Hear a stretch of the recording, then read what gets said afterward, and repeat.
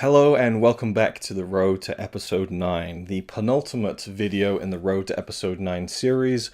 There's not too much to say other than to hand you over to some footage from about 4 months ago, from December 2019, the night that me and Connie got back from watching the trilogy, the sequel trilogy, triple bill, I guess you would call it, the trilogy screening, which led right into the midnight premiere of Star Wars Episode 9, The Rise of Skywalker, and this is going to be our spoilery thoughts about the conclusion to the Skywalker Saga, the sequel trilogy, because at the time, obviously, people hadn't seen the film yet, and so I thought I'd do a spoiler-free version, which you've already seen 4 months ago, and then the spoiler version, which has been sat on a memory card for 4 months. So you're going to get that just to give you the flavour and the feeling of mine and Connie's reaction to the Rise of Skywalker as it was fresh, as it pertains to a lot of the spoilery details of the movie.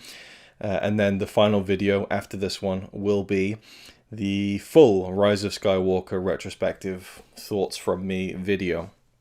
So today is May the 4th, 2020, so this is kind of this is where the road to episode 9 has ended up leading, and I'll get to that and I'll wrap things up in a very long and drawn out, painful and excruciatingly lengthy manner in the next and final video in the road to episode 9. But for now, I hand you over to me and Connie from 4 months ago, fresh after watching The Rise of Skywalker. Okay, so for this video, I did want to quickly grab some spoiler thoughts from Connie, and the cats are about to fight. So the big things that happened in the film, the Reylo kiss. My friend from work who came with us kind of recoiled when it happened, and Connie as well was like, "Oh." No, I didn't do that. I went. Oh, okay. But you definitely were like, it seemed like you're like, "Oh." Because I feel like it would have been better if they didn't do it. Mm-hmm. But then, we're doing a full spoiler, right? Yeah, this is just your spoiler thoughts. But then when thoughts. he died afterwards, I was thinking maybe it's okay because it wasn't like a tongue kiss. It was more like the way a mother could have kissed a son, in a way. It's not completely. No, not completely. But it wasn't that kind of. It wasn't a sexual kiss. It was a love kiss. Love kiss, yes. Yes, and you absolutely. can love anyone anyway. Yeah. You know what I mean? It wasn't like, ooh, there's some heat going on here. It was more of a, you're here. Well, I felt there was some heat going on in The Last Jedi between them, but it was something that I thought would never evolve to a sexual thing. So I think you're right, a love kiss more than a... Yeah, it wasn't, I didn't feel like, once the kiss was over and the way he smiled and then just died, I understood that, like, okay, it wasn't meant like that. I love the smile. I'm so glad that they made that choice, or he made that choice. Smile ever. Yeah, and so, oh my god, the cats are just fighting. What, like... Right now, of all times, like, right now. I'll just leave this in, fuck it. So the thing that I knew wasn't in the movie was Luke and Kylo having an interaction. Remember in The Last Jedi, he's like, "See you around, kid." And I just thought that's on the table for Luke to come in and say something to him. But I think the hand moment is really all you need.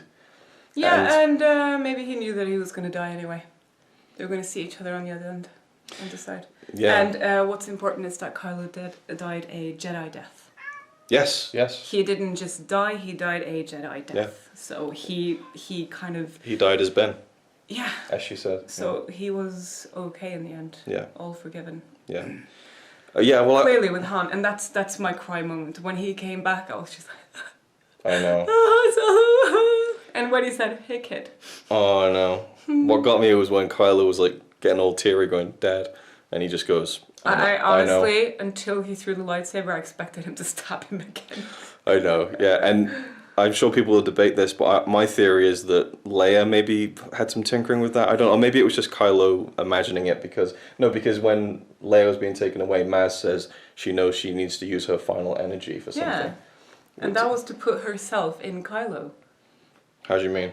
Well, when she connected with him, Yeah. that was the last thing that she had to do. Yeah. That's when he felt that she was still a part of him. Okay. He let go of the lightsaber. Yeah. It would have been over then. He didn't have to be stabbed and then healed by.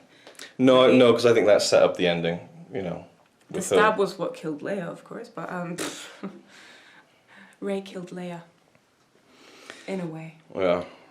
I think that she just simply sacrificed the last of her life force over to Kylo, and then of course Rey gave some of her life force as Yeah. well, and that just probably just tipped everything over. Yeah. Yeah, so I go, oh, you've talked me around. I guess it is Kylo imagining Han and kind of realising, you know, what his... No, I think Han actually was there. Really? Yeah, his ghost was there. Interesting. He just wasn't blue like the rest because he wasn't a Jedi. That's interesting. I think people will debate that and stuff, but I think that's a totally valid interpretation. Well, I like to think like that. Yeah, and I think that's how people should take things. I mean, it's Hey, a if fantasy Yoda movie.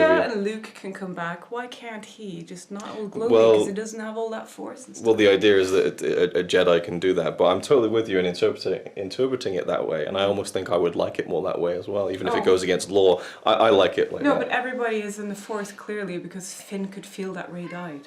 I liked that. And he could feel that like the main place was over there or something. Yeah, so people were saying like, oh, it retcons The Last Jedi, which was trying to tell us that the Force is in everyone and everyone owns it. It doesn't, because Finn is. It's not like they were going to say Finn's going to be a Jedi, but that he could sense things, and I liked that quite a bit actually. Moss said in Force Awakens that it flows through everyone regardless. Well, we know that anyway. It's just that it's strong with those people. Yeah, exactly. It's stronger than others. What do you think of the Emperor? Like Palpatine and everything? I'm so glad that he was in the beginning, and then when he said like, "There's something you don't know about Rey," Yeah. and I was like, "Oh, it's his sister," and I'm just, "Come on!" And then it's like, "Yeah, cliffhanger on that one for about half an hour, an hour." There was quite a reaction when it was revealed she was his granddaughter. Yeah, you were but kind of then- like, Yeah, because I wanted her to be the twin. I wanted my theory to be right, that they had to be separated. And Yeah, then it was yeah, like, yeah. oh, what are these parents? I don't know who these guys are. It's like, I don't like him, I don't like her. She looks like her. This doesn't make sense. It's supposed to be Leia, Yeah. you know. And then it wasn't so. But that's probably then, if Leia knew, then Han probably knew, and that's probably why he felt guilty, or looked guilty maybe. I don't think Han knew. I think Leia sensed it when she met her, perhaps. Oh, maybe. But I wasn't sure how I felt about Rey Palpatine, but I kind of like the idea that Rey and Kylo, who are the two main characters of this trilogy, are the grandchildren of Darth Vader and the Emperor. That's pretty cool when you think about it.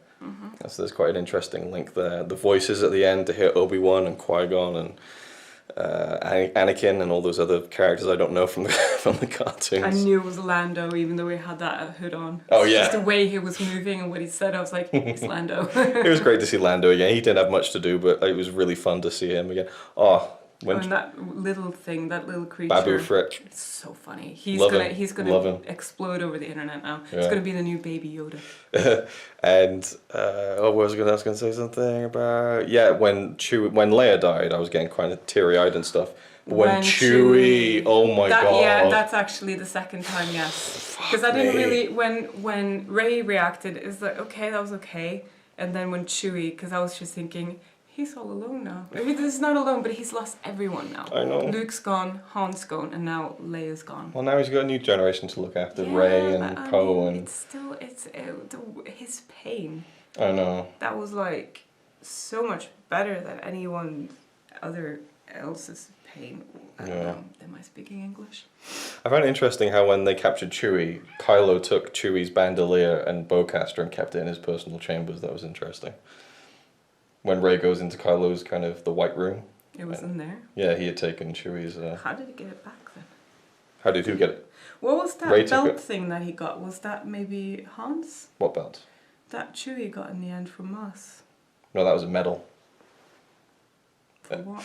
Okay, so the big joke is that at the end of the original Star Wars, Luke and Han turn around and they got the medals they've been given by Leia. And Chewie's standing there, but he doesn't get a medal. And people argue, but he was part of it and he flew in as well. So it's kind of like an inside joke where everyone's like, Chewie deserved his He medal. was showing it off to C-3PO. And I'm afterwards pretty as sure Leia had it in her hand when she died.